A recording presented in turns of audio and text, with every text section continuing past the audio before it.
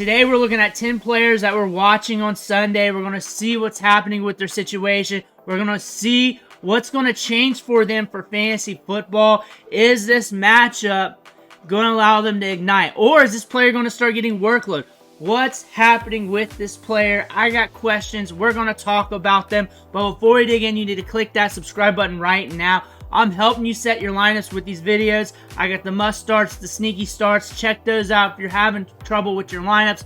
On top of that, we're talking about the waiver wire every day. We're going deep with player lists. And on top of that, we're doing deep dives where we pick a player and we go deep on their metrics to help you get more information on that player you're interested in for the week. Click that subscribe button. Stop missing out. But I got some questions. We're going to try and find some answers. Sunday's going to give it to us, but we don't have time. Let's figure this out. Gus Edwards. So we're looking at the situation here with the Carolina Panthers. We look at last week. He was sharing the backfield with J.K. Dobbins. J.K. Dobbins was the more efficient runner, especially per EPA and also per what we see on the eye test. But Gus Edwards, no slouch, and he also has been productive. And we know the Chargers want to run the football. What's the split going to look like with him and J.K. Dobbins? Is J.K. Dobbins earning more workload? Or is it like Harbaugh's like, these are my guys, I'm going to roll with it type of deal because he's Harbaugh and he's just going to give them the looks and whoever's the high end he's going to roll with? We got a 39 over-under. We had a low over-under last week. Carolina got road dogged by the Saints. So this should be a good opportunity for the Chargers to be up in this game and just keep road dogging the Panthers and just running on top of them. This could be a Gus Edwards game, but honestly, from fantasy perspective here, I'm honestly just looking at the touches. I want to see how they split it up. I want to see how Gus looks. I want to see how he rolls against the Carolina Panthers. I want to see if the Chargers can do what the Saints did. I want to see if the Panthers can get back. So it's more than Gus Edwards. There's a lot of questions here with this matchup. This matchup's going to answer a lot of questions for us. Is J.K. Dobbins going to get more workload? Is J.K. Dobbins going to be used in the passing game? Is he going to hold up? There's a lot of questions with these two teams, and we're going to need more than just week 1 to get them answered, maybe more than just week 1 and week 2. But I want to see the touch distribution between Gus Edwards and J.K. Dobbins. I want to see how Gus Edwards gets handled if the Chargers got a good lead. I want to see if they just pound them into the dirt. I want to see if the Panthers can get right.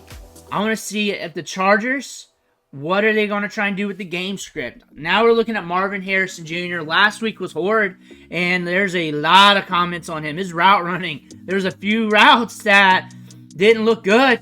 Didn't look good. His miles per hour rated wasn't good, and the speed on him is something that you can't question. That was a knock coming out of high school, and on top of that, he did not test the combine. He didn't need to.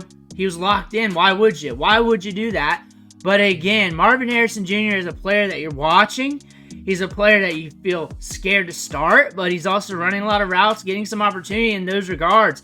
He was in on 90% of the snaps. He was getting a very high route participation rate. Now we got a matchup against the Rams where the ball's going to be funneled to the outside more, not just around the slot. This ball's going to have to go to the outside, and Kyler Murray's going to have to get it there, and it could be more of a Michael Wilson game. But Marvin Harrison Jr. will probably get more looks this week, or should. And if he's not getting looks this week and next week, I think there might be a problem, or at least a rookie ramp-up. I would still be very patient with him. But I'm watching him like a hawk. I want to see more out of him. I want to see what he's doing. I'm not really throwing week 1 out the window, but I'm not going to overrate it either. But I'm really watching Marvin Harrison Jr. I'm really watching how this offense works. One thing we noted from preseason and training camp, these wide receivers look good. I'm talking about Greg Dortch and Michael Wilson. And those guys are going to have their moments, and they're going to have their games, and they're going to have their games where they soak up the target share, and that's going to happen. We said this going into the year that those two wide receivers were looking good, and they're going to have their games and their moments. Greg Dortch had one last week. Michael Wilson got his touchdown. They're going to have their moments. Marvin Harrison Jr., he's still a rookie. He's a good prospect. He's got a lot of potential. Hey, can he live up to it too? He's got a ton of potential. Not everybody lives up to their potential, but the odds are saying he could, and the draft pick's saying he could, and what we're seeing on the field from Ohio State saying he could. But let's see if he can put it together. We're going into week 2. This is a matchup where the ball's got to start flowing. Miles Sanders and Chuba Hubbard. We've been talking about this backfield a lot. We've been talking about the Panthers. We already talked about them today in this video. But I want to see how they split up these touches, because Miles Sanders road dog Chuba Hubbard in touches. And we mentioned that, hey, you may want to look at Miles Sanders in that you need video. You may want to think about it one way or another. Maybe stay away from the backfield. And Miles Sanders was hurt last year. Popped up on the injury report in preseason training camp. Missed 10 days of practice with a groin injury. And then the groin injury came back up middle of the year. And that just doesn't go away. So he was dealing with that all year. Coaching staff said he was looking good.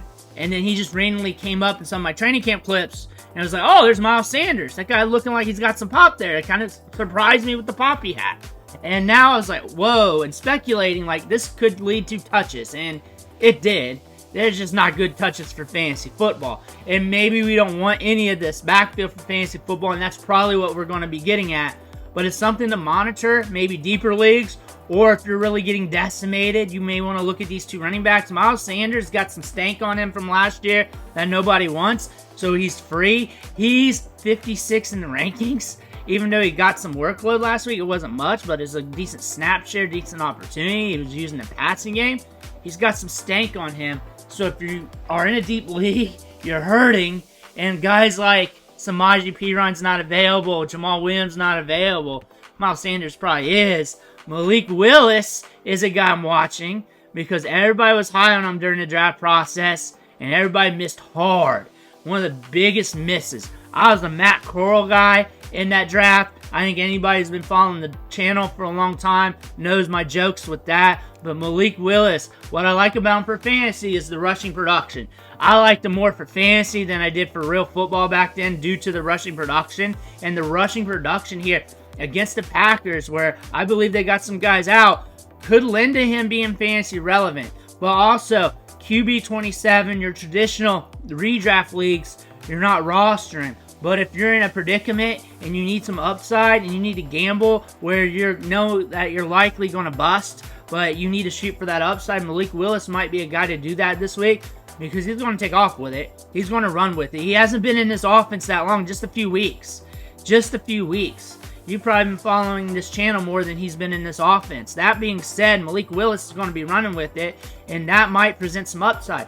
Or it doesn't, and he fails. But that's what you're looking at with these boom-bust players. But we're watching him because he's going to be part of the Packers these next few weeks. They got a lot of talent on the offense. They can move the football when they're humming, and maybe it's a get-right time for him because during the draft process, and when you go look at his college tape, he does have some tools there that can really show some upside and some good flashes if he can put everything together. Drake London has like 2 wide receiver 1 weeks to his name over the course of his career. Is Kirk Cousins done? Is there really a reason why they drafted Michael Penix? Everybody questioned that this whole time. Why they drafted Michael Penix in the first round? I think after what we saw week 1 and a lot of people questioning Kirk Cousins, gotta tip your hat to the Falcons saying, hey, I don't want to live in the Desmond Ridder era again. They said that pretty much. They didn't say it in that regards, but they said, hey, we can't go through this era again where Matt Ryan retires and we got to go years without a quarterback. We're just going to get an insurance policy and pay up for it a bit. And they got Kirk Cousins. They paid up for him. Week 1, we're questioning him already. Everybody thought this was going to be the greatest show on turf. It wasn't last week. Steelers defense pretty good. TJ Watt was getting at it. But now we got the Eagles. Last year, pass funnel defense. However, they've patched it up. They got some young talent back there. Double dipping at cornerback early in the draft because they got some DBs falling to them, which is a good price tag and great for them. Drake London, can we get right? Because he's always flashing in the workload metrics. The target share, the air yards. Ray McCloud got the targets, but that's because the Steelers suck at covering slot receivers. So Drake London, Kyle Pitts and company, Darnell Mooney, we're going to see them get more targets to the outside and downfield this game, or should. I don't know how dust or how decrepit Kirk Cousins is. When you looked at him in training camp, it didn't look that bad. But you're looking at some of the clips here of him from that game. It wasn't looking too great. But Drake London here has some potential, but he hasn't been living up to it. Can we get right? Is this going to correct itself? This is a good matchup to see. This is a good test. Luke Schoonmaker here is a guy to watch, especially if Ferguson's out. Because one thing you want to watch with this Cowboys offense, and it's been a theory of mine, is just anybody lining up playing tight end there that's got semi of a pulse is going to rack up fantasy production because Dak just loves to go to the tight end. They draft him in the second round. He has good athletic metrics and is a guy that you can really see just getting slotted in there and just getting opportunities to produce for you. Not a guy to start, maybe a guy to just have rostered maybe as a flyer, but I'm not really taking flyers at tight end. I would not recommend that. I would rather flyer at running back or maybe some wide receivers.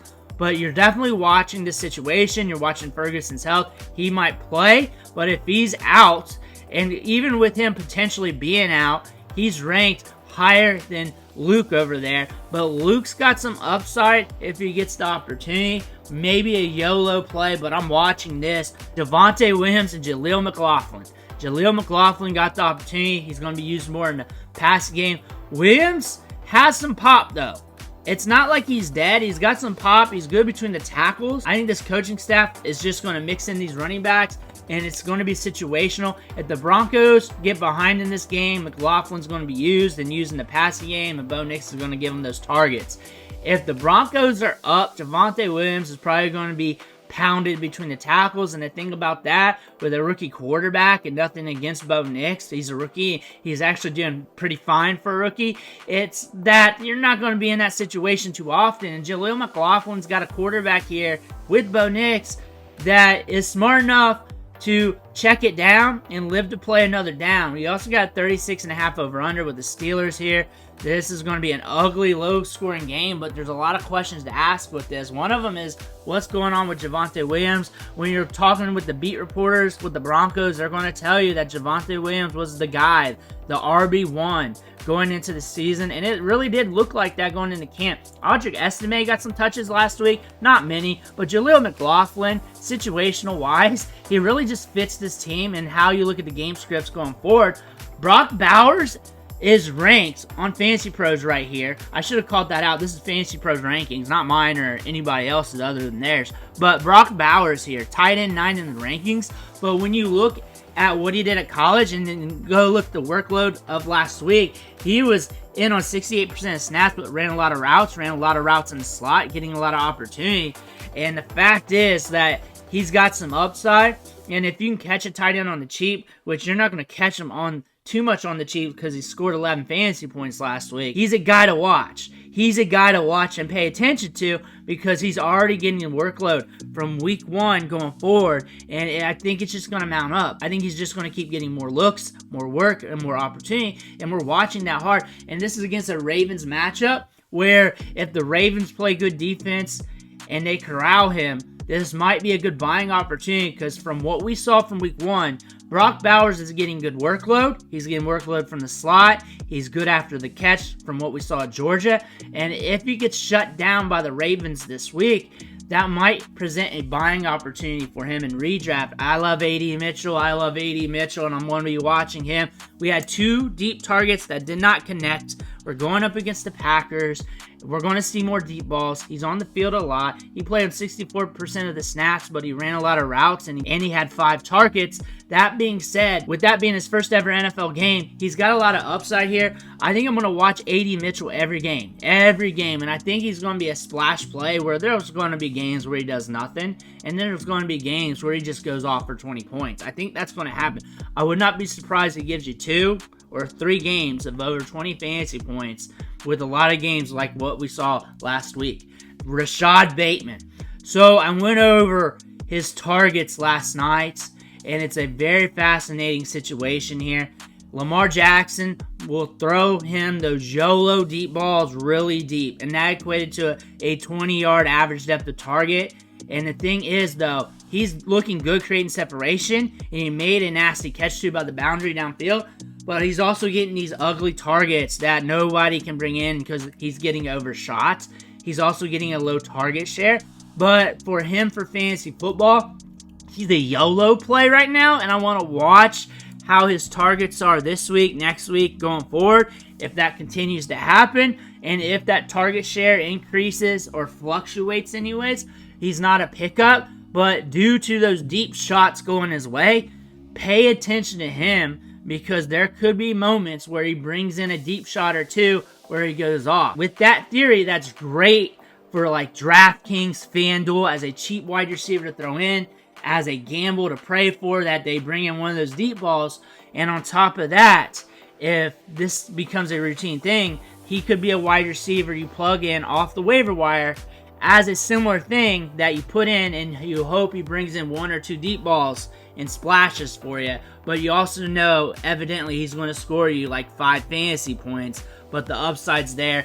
And the difference between 7 fantasy points and 12 fantasy points is really just your feels, and more than likely, it's not really going to be enough to affect your fantasy team. You need your top guys to really do something, but if you're in a pinch and you're plucking guys off the waiver wire, a guy that gets you 7 and 5 fantasy points per game, but has the potential to shoot off for 20 randomly because they get deep shots, is something you want to look for off the waiver wire a lot if you're playing against one of the tougher teams in your league, if you need upside, if you're hurting, something to look for, and hopefully you get lucky.